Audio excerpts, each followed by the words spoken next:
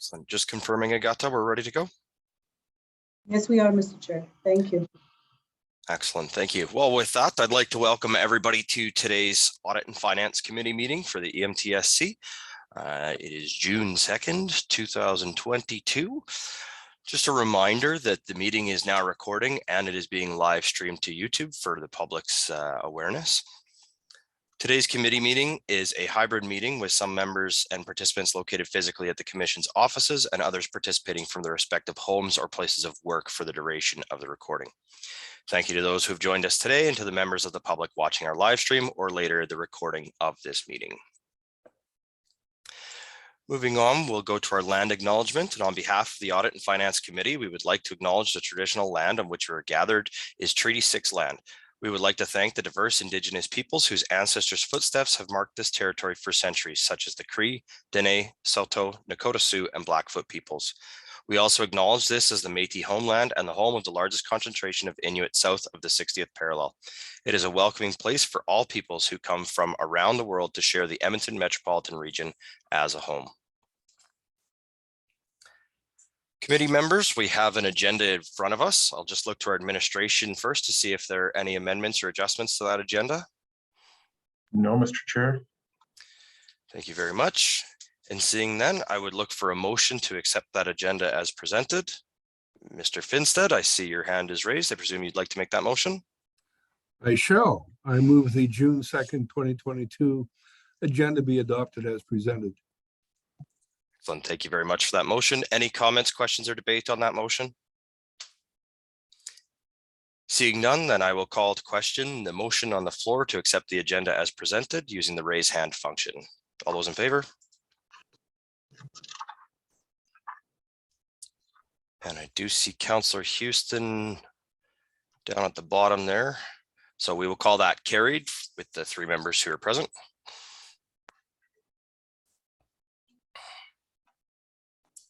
Excellent. So that is carried unanimous. So first item on our agenda is item 3A, the authority matrix. And I will ask Mr. Jankowski to take that away.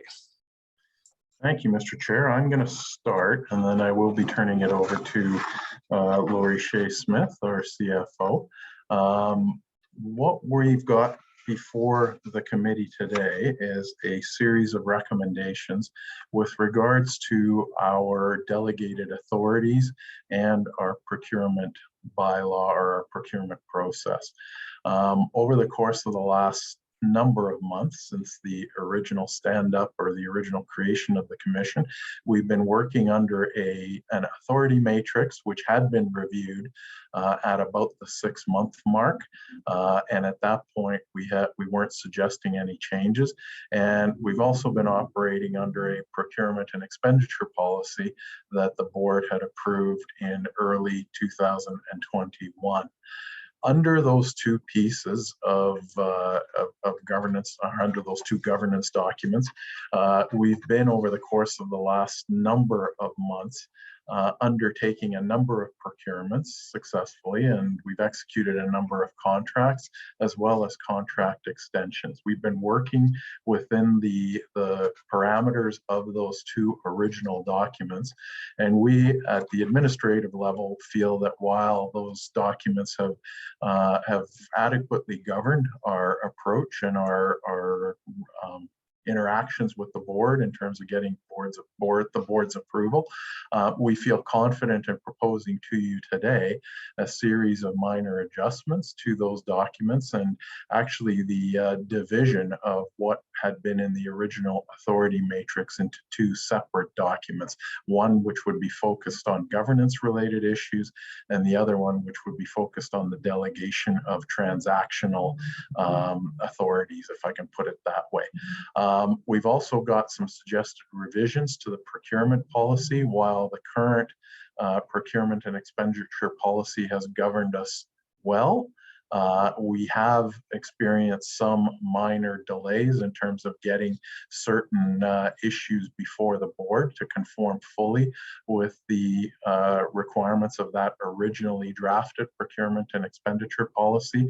And we feel that even with the proposed proposed changes to that policy, proposed amendments that you see before you today, and that we will run through, that in consultation with Shores Jardine, our solicitors, we have incorporated an adequate amount of risk mitigation measures, but with the changes that we're proposing, we're confident that we will be able to affect quicker turnaround of our procurements, and continue to report fully to the board with regards to all of the financial matters, and report to this Finance and Audit Committee all of the financial matters, and lastly, adhere to all of the legal requirements that all public agencies in Alberta must adhere to.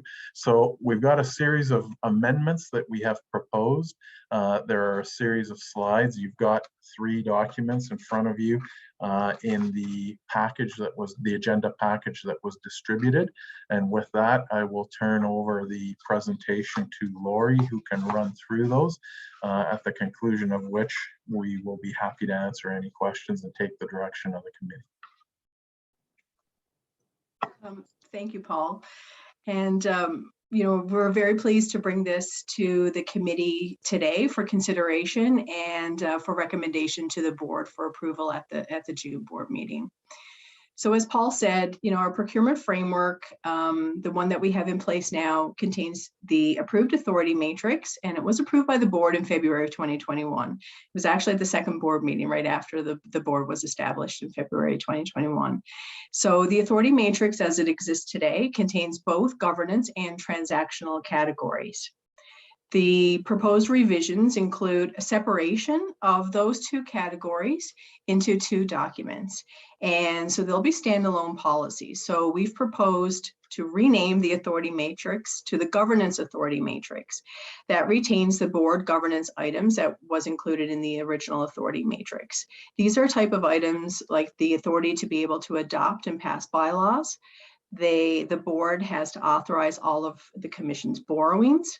They have the authority to adopt our annual operating and capital budgets, our business plan on an annual basis, and they also approve our financial statements. We've created B-5.5, which is a new policy called the Delegation of Authorities policy. And this includes all of the transactional items that were originally in the authority matrix. We've moved it now to this Delegation of Authorities policy, and we've expanded it to provide more clarity for commission staff and additional layers of delegation of authority below the CEO. On the next slide, I'll discuss the existing procurement policy. So in May of 2021, the board approved the whole set of financial policies, and one of them was the procurement and expenditure policy. As Paul said, there's been some minor revisions to that procurement policy. Number 1, we've renamed it, so it's no longer procurement and expenditure. We thought it would just be easier to call it procurement policy. As Paul said, we've worked with Shores Jardine to review the exceptions that were listed in there to our current procurement process. We've aligned it with all of the legal and regulatory compliance. So we've aligned it with existing trade agreements, specifically the NUEPTA exceptions. We've also proposed that the CEO be delegated the authority up to a specified value to execute a procurement if, of course, the contract is awarded to the lowest cost and or the highest scoring qualified vendor, and or the expenditure is included in our approved annual business plan and budget. There are only 2 exceptions for that in the procurement policy, which remain in place, and that's for if it's an emergency or if there's something that's legally required to be paid. Other than that, the only approved expenditure that the commission that we can move forward with has to be approved in our annual business plan and budget. The third change would be a change to the process. Oh, if you can just go back to the process for contract amendments and contract extensions. And so we would like to provide the authority to the CEO for approval with a maximum threshold. We're proposing 35% of the original contract value before requiring further board approval. On the next slide, I'll talk about the delegation of authorities policy. So again, I have already said that the authority matrix has been split, and now we're bringing forward a dedicated delegation of authorities policy, and it expands transactional functional authority from the board to the CEO and then further to commission staff. And so this moving of that transactional authority will create a more efficient operational framework for us, and it will lead to the more timely procurement and expenditure process. And the delegation of authorities policy will be reviewed annually with the CEO, who will approve all changes. And then once this has been reviewed and approved, we will bring it back to the Audit and Finance Committee for information purposes. So as Paul said, while we were reviewing the revisions to our current procurement framework, we really in the back of our mind wanted to make sure that we considered, risk mitigation appropriately. And so then these are the things that we've considered to maintain strong risk management, internal controls, and to ensure that we were complying with all legal and regulatory frameworks. So the revisions to the authority matrix retain the board's governance and accountability and control. There's been really no changes to the authority matrix except the splitting out and then some additions in the delegation authority. The revisions to the procurement and expenditure policy do not change the Commission's approach to purchasing and the requirement to achieve the best value for money and conduct procurement activities in an open, fair, and transparent manner. The creation of the delegation of authorities policy, as I said before, we expand on the transactional controls in the original authority matrix, clarify accountability, which ensures the integrity of the financial and accounting information, and we will be preventing fraudulent activity by really defining who has what authority and providing that information to commission staff. While some of the board accountability has been delegated to the CEO, and the CEO has further delegated it to the senior leadership team and management staff in the delegations of authority policy, the board ultimately retains financial management oversight of the Commission through the approval of the annual business plan and budget. We really wanted to end our presentation by leaving you with an overview of ongoing initiatives. The final component we're working on for the procurement framework is the administrative procurement procedure. This will be a pretty lengthy document, but in it, it defines all of the how-tos and it's the step-by-step procurement procedures. We will establish the roles and responsibilities and guide Commission staff in the procurement of goods and services for the Commission. Once it's finalized, it's in draft form now. So once we have the approval of our proposed changes to our policies, we will be able to finalize this and then bring it back. And so we are proposing that we will bring it back to the Audit and Finance Committee for information purposes. And then at the same time, one of the other initiatives that we are working on is an assessment of the staffing and IT system needs for a dedicated procurement and contract management function within my financial services division. And this will be included as part of the 2023 operating budget. This position and IT system costs will be incremental for the Commission and required in advance of the transition of transit service delivery from the member municipalities in 2023. There will be quite a few contracts to administer. It's like contracts with suppliers, access agreements. It's actually quite large now that we're inventorying all of, working with WSB, our project team, and inventorying all of that with our member municipalities. And so we will be doing a business case to add this position to our budget for 2023.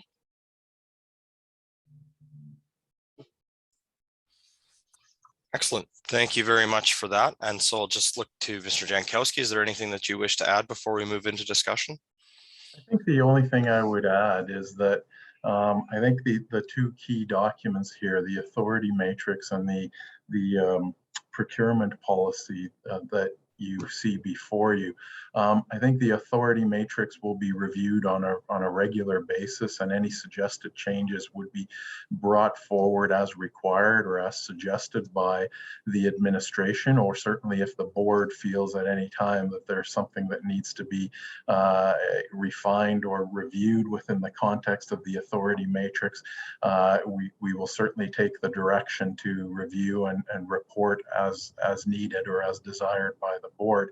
With regards to the procurement policy, the changes that you see before you today, we believe will position us well for the time period from now to really the start of operations. And I think realistically, the limits, the dollar values that you see reflected in the proposed revisions to the procurement policy today really reflect that the anticipated scope of the expenditures between now and the start of operations. Once we get into a fully operational type of situation, a fully operational commission, I fully expect that we will have to take another look at the procurement policies. We will at that point start moving into the kind of realm of very large operating contracts, very substantially large, much larger procurements for capital, for example, as we get into year 3, year 4, year 5 of the operation of this commission. And at that point, or as we start getting to those points, we will undoubtedly be bringing forward further recommendations with regards to the procurement bylaw and the procurement, I keep using the word bylaw because that's what I'm used to, the procurement policy that we will consider to be appropriate at that time. But the dollar values that you see before you today represent our feelings with regards to the modest expenditures that we can expect to have to process between now and the start of operations, or mid 2023, if I can put a time to it. And I'll stop there. Excellent. Thank you very much. So just for the board's clarity and those watching, on our agenda, we had item 3, which had A, B, and C. So we are covering all 3 of those items in this discussion as we're moving forward. And so we'll move into a discussion from questions and comments in regards to this, and I will look to the committee members for that. So Councillor Houston, I do see your hand is up. I'm just not sure if that's a legacy hand from our previous motion or if you have a question. Sorry, I'll correct that. It's just a legacy hand. Sorry about that, Mr. Chair. I'm okay for now. Excellent, thank you. So I'll look to the other committee members. So Mr. Gronberg, go ahead. Thank you. My question is to Mr. Jankowski. So I feel like I'm trying to understand a little bit of like what the harm would be in waiting to implement this till 2023. We do have monthly meetings. Is there just not enough time? Is there too many procurement contracts coming up that you anticipate that waiting that 2-week period in between meetings or something like that would be too long? Is that kind of what your rationale is? Yeah, so certainly over the course of the last 6 months in particular, as we've processed more both new procurements or original procurements, if I can call it that, as well as had to carry out the extensions to allow a current vendor to continue on with the work that they're carrying out and address unanticipated circumstances. I'll be frank, there have been instances where we have probably overextended the approval that the board needed to make in order to meet current timelines, and then we've reported after the fact. I don't think that's a good governance practice. I think the right governance practice for us to put in place is one which keeps us fully aligned with the requirements that the board has put in place, but allows for efficient progress to be carried out. What we're proposing are some changes that would allow us and minimize the amount of of time that it requires for us to get started on new assignments, or minimizes the need to either halt progress on a particular scope of work to seek additional approvals in the case of an extension. And we anticipate that over the course of the next 6 to 8 months, we'll probably have somewhere in the order of 10 to 15 new procurements that we will have to bring forward and or we will have to process. And of those 10 to 15, we anticipate that probably 1/3 to 2/3 will sort of fall into that scope of being less than $500,000 in value. And what we're suggesting is that, provided that the board has approved the projects itself within the scope of a business plan, provided that the board has approved the funding to carry out that work in the form of an approved budget, and provided that we can demonstrate that we followed all the due process as defined both in the legislated trade agreements and in our own procurement policy, that we should be able to or we suggest we be able to move forward with the ability to retain the successful vendor, and then report back to the board after the fact to provide the board with all the details associated with those procurements without jeopardizing forward progress on these very important works between now and the start of operations. The proposal that you see in front of you within the documents, there is the proposal for us to report back on a biannual basis with a summary of all those procurements that had been processed under the CEO's delegated authority. That was our tentative suggestion. It's something that I'm used to in terms of my past practice, in terms of dealing with past councils where we had these types of delegated authorities. It's simply what we propose to the board. But I think provided that we have the ability, or provided that we consider the ability to delegate authority down to the CEO for approval of the procurements that meet these stringent requirements, I'm flexible as to whether we report every 6 months, every 3 months, or whether we simply report after the fact, after we've gone through the procurement and the completion of the procurement and execution of the document. I'm at your disposal as to how often we report, but the important thing would be, from my perspective, to allow us to be flexible, to allow us to be responsive to the time needs that we have, and to not hold up the procurements and the start of work on these critical projects. So I hope that answers your question. That sort of gives you a realm of the scope of how many we think we'd be moving forward with. And we've kept what I consider to be, for now, a reasonable dollar value limit on those projects that would, or those procurements that would be processed under the delegated authority, provided that the board approves the policy suggestion. Thank you. So part of the harm could be holding up future projects, just to summarize, and make sure I understand. So it could be holding up future projects and or extending them too far. Is that correct?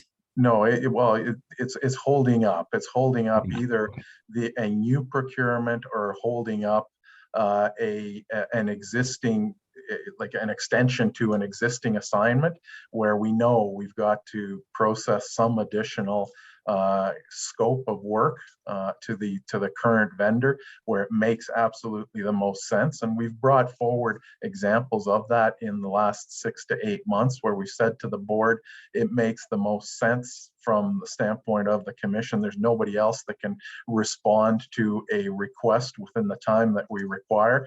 And we suggest that, given that the original procurement went through a competitive procurement process that was in conformance with all of the trade legislation and conformance with the procurement policy that we had in place, we suggested that the board allow us to extend the current assignment. What we're suggesting here is that we will undoubtedly run into those situations again. There routinely are particularly in the case of consulting assignments. There routinely are unanticipated things that arise during the execution of an assignment like that require some additional work. And I am your CEO. You can hold me responsible to ensuring that all of the appropriate steps are taken and that the appropriate professional judgment is exercised in those cases, and that we continue to get the best overall value for the Commission's financial capabilities in those cases. I think personally, I feel that, I got appointed in January, and to kind of see how the board has kind of reacted to a lot of the proposals you guys have put forward. We often unanimously vote in favor of what you guys are recommending, because I think we trust and support what you guys are doing. So I don't have an issue necessarily with it. And I think there's a lot of guardrails put up to kind of make sure that I like the dollar limit. But I would like to know a little bit sooner than I think the 6 months. I would like to know I would like to know as soon as possible. So at the next monthly meeting, just so that at least for this time period, while we're still in the startup process, just to keep on track of things, so that if I get poised with any questions from fellow counselors or also from residents, then at least I have knowledge and an answer. To me, that would make me feel most comfortable with going forward. Fair enough. Excellent. Thank you, Mr. Gronberg, for those comments. So we'll move over to Mr. Finstead. Thank you, Mr. Chair. First off, I think the procurement policy provides a good balance amongst risk management, the internal controls, and the legal and regulatory compliance issues. I don't think we're going to have an overabundance of items that will be under the delegated authority to the CAO. And I think initially that I would also like to know if there are, when things are being approved. So I think the month or the meeting following the disbursement, I think would be a good idea. If it becomes too onerous on reporting, we can certainly look at changing that to either quarterly or semi-annually. On the other side of the coin, I think that nothing's going to be spent unless it's been prior approved in the budget process. So that gives us also another degree of comfort, if you will, concerning Mr. Gronberg's concerns about how this is going to work. But because no money can be spent unless it's been approved in the budget process. So I'm really pleased that we're taking the time to get this right. It took us a while to work through the first few months of not knowing exactly how it was going to work, but working with what we had. And I commend Mr. Jankowski and the rest of the administration of the diligence that they've undertaken in preparing this document, knowing that, hey, we're into real world situations now. We know what's going on and we know what has to be done. And as Mr. Gronberg stated, our faith is certainly in the hands of and confidence is in the hands of CAO and administration. So I'm fully supportive of the change in the authority matrix and procurement policy. Excellent. Thank you very much for the comments, Mr. Finstead. Mr. Houston, I'll just go to you. I know you had mentioned previous that you didn't have any comments, but I just want to double check before we move on. Go ahead. Yeah, I just wanted to lend my support to the process changes.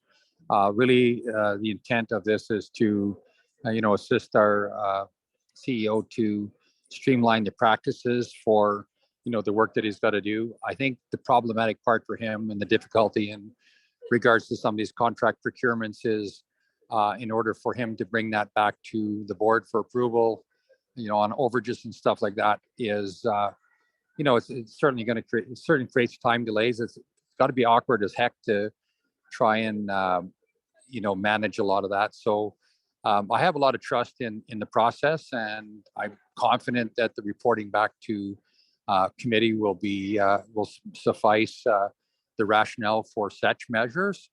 And, I think if there's something of extreme significance, I think that would be brought to our attention in advance of that. But I'm certainly supportive of the changes and respect the job that Mr. Jankowski has to do. So, that's my comments, and the reporting back. I'm not so fussed about getting it on a monthly basis, but I think when that it be reported timely and in advance of when.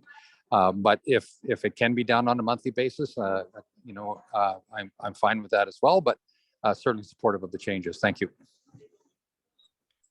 Excellent. Thank you very much, Mr. Hewson. So as I reviewed this, I do have a couple of questions for our administration. So first and foremost, in regards to the contract amendment and extension, it's now listed at the up to 35% of original contract value. So I'm just wondering if there could be a little bit of context provided on how the 35% figure was the figure that was determined. So 35% represents, in my experience, and I will be frank, it's from my past experience. It's what I've been used to. It's always been in the order of 25 to 40% wherever I've worked in the past. That delegated authority down from council to the administration has seemed to be sufficient to ensure that the additional things that pop up during the course of a project can be processed in a timely manner, but still maintains the check and balance to ensure that the appropriate decision making is brought forward to councils, to governing bodies, to ensure that things don't get way out of hand without the governing body, the governing party, knowing what it is that is being processed as extra work. So that 35% comes from a kind of past experience. It's fairly representative of the range within which the vast majority of additional scope of work items can be dealt with. Yeah, occasionally there are projects that exceed that, but they tend to be very infrequent in my past experience, and so that's where that came from. It's nothing more scientific than that, as just my past experience of that being a responsible figure. Excellent. Thank you very much. And then also in relation to the 35% of the original contract value, is there a dollar amount that is determinant on that as well? So for example, would it be up to 35% of the original contract value not to exceed $500,000, which is the amount listed in the contract execution? Yeah, so we have not at this point added a dollar value. I think what I would suggest is that I would reference back or go back to what we've indicated, that all of these projects have to be approved within the originally approved budget or board approved business plan and budget. And quite frankly, a significant increase dollar value, if it ends up being 35% of an extremely large dollar value, an extremely large original contract, it would probably start to impact the overall budget for the organization as a whole. If it was a very large initial procurement and then 35% on top of that was to be considered. And again, I think we can take some solace in the fact that the work itself and the budget for the project would have had to be approved ahead of time.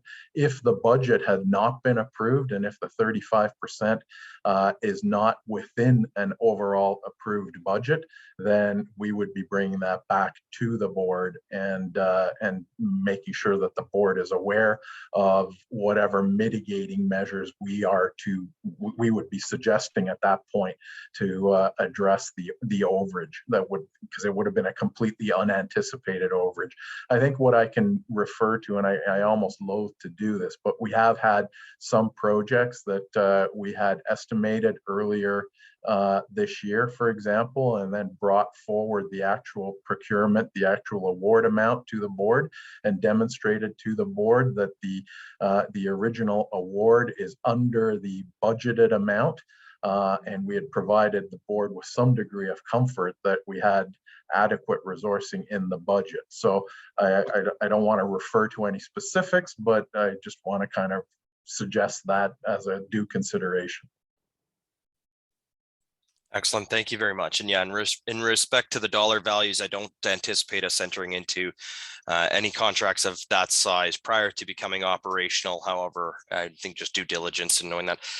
So the other question I had then in regards to the contract amendment and extension is with the 35%, as soon as we hit an original contract of approximately $220,000, we now exceed the $75,000 limit in the Northwest Partnership Trade Agreement for goods and services. So I'm just wondering if you can touch quickly on the ability to approve a contract amendment or extension that would exceed the $75,000 and not requiring us to go back out for a secondary RFP. Yeah, so we've run into those situations already, and I think we've got Kathleen Elhatton Lake here that is with us from Shores Jardine, but we wouldn't be extending a contract unless we could meet the tests that were specified in the trade agreements that refer back to the inability of other vendors to meet our required timeline. Those are the exceptions that we've routinely cited and documented. And certainly for these types of extensions, if they were to exceed 75,000, we would make sure that we explore all of the alternatives and be confident that we can't adequately meet the timeline requirements, or there are no other vendors that would be in a position to meet our overall specifications and requirements, and we would document that per se to ensure that we address those legal requirements. Kathleen, I notice, has jumped on, and she might wish to add to that. Certainly, and I think that the policy is very clear that the EMTSC must comply with NOAPTA. There are obviously different circumstances that can arise, and those have been built into the policy that are in compliance with NOAPTA. But I do believe the policy is also quite clear that it can't be used to try and circumvent NOAPTA in any way, which is an important piece. So I think the different circumstances that may come up, but like Paul said, you document it and you make sure that it's been clear. And depending on the contract, you may also build that into the RFP that you're identifying in the first place, that, the estimated value is this, but it may be this. If you haven't RFP'd it, then obviously you would need to be considering whether or not you fell into an exception to NOAPTA. Excellent. Thank you very much for that clarity. And I'm glad to see that that's built in, and I'm glad to hear that the way the policy is written is to ensure that we are fully compliant with those and not to give us any potential loopholes or alternate avenues that we can take in respect to procurement. So very glad to hear that. My final comments are just in regards to the reporting time frame. And I know you mentioned it. I think I heard Councillor Gronberg mention it. Councillor Finstead mentioned it as well. I do agree that although the designation of authority is now changing to $500,000 for the CEO. I do believe that it is prudent to provide regular reporting to the board and the originating members on the procurements that are occurring. Now, I also think it's prudent that we're not necessarily reporting every single procurement. I don't think, we need to know every single time an RFP goes out, every single time an award is provided, but I do think $500,000 is a pretty significant number. So I'm wondering if administration has any recommendation on a reporting timeline and threshold that would provide reporting for higher value RFPs under the 500,000 at a more regular basis than 6 months. What I can suggest is, having heard the comments, we can add or we can modify the notation about reporting, and I'm happy to provide updates to the board on a monthly basis, or at regular board meetings, if I can put it that way, with regards to any of the delegated, any of the procurements that we process under the delegated authority between say 75,000 and the $500,000 mark that has been suggested. We can try that on for size and start the process that way. And I would suggest that rather than a sort of a big robust report, maybe it's something that I include in my CEO update as an item, and provide that degree of information, and at least make the board members aware of what we've done. And if there are any questions, I'm happy to answer them after the fact. If that meets with this committee's sort of nod of approval, then we will make that slight revision to the document. And if provided that this committee wants to recommend approval of the document, we'll slip that in and make sure that it's in the documents that come forward to the board for approval. Excellent, thank you. I think that actually would be a very good item to slightly amend. As you mentioned, I think just a high level mention of the individual procurements in your directors or in your report to the board at the regular board meeting, I think is very appropriate. I don't believe any of us, quite frankly, require in-depth reviews of these at any time. And should we have questions, I think you're more than capable of handling those offline. So I appreciate that. The only other comment that I had then was just in regards to the authorities matrix document. There just is no legend on the document in respect to the meetings of R, A, and P on the document. So just maybe a slight revision or a slight edit that we want to add there just for clarity purposes while people are reviewing that document who may not be familiar with it. Councillor Houston, I see your hand. Yes, thank you very much, Mr. Chair. And I really appreciate the context in which you asked some questions in regards to the impact to Tilma and stuff, because I think it's important that, that we ensure the integrity of our procurement process through everything. It sounds like it's been handled. And to Mr. Jankowski's recommendation to provide updates and where possible to provide an approval process, so that he's not kind of hamstrung by the process, and then he satisfies the request by Councillor Gronberg to, have the reporting on a regular basis is a really good approach to how we're doing this. So yeah, that's great. I'm glad to hear some tough questions, and I'm certainly happy to hear the response from administration supportive of the approach. Thank you. Excellent. Thank you very much, Mr. Houston. Do I have any other questions or comments before we move to the motion? Go ahead, Mr. Jankowski.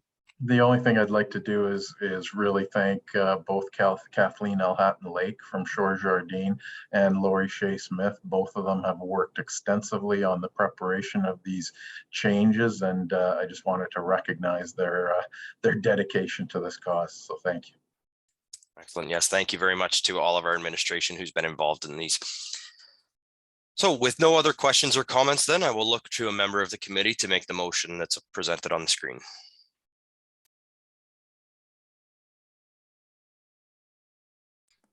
Mr. Gronberg, would you like to read that in for us? Could, but does this include the edits that we've discussed? With that, yes. Yes, it does. I think if you can leave that with us, we will absolutely include the reporting edit in the document. Yes, Okay. Since this will come back to the board as a whole, we'll have that opportunity to see the edits before the final adoption. So I'm confident and comfortable with moving it as is.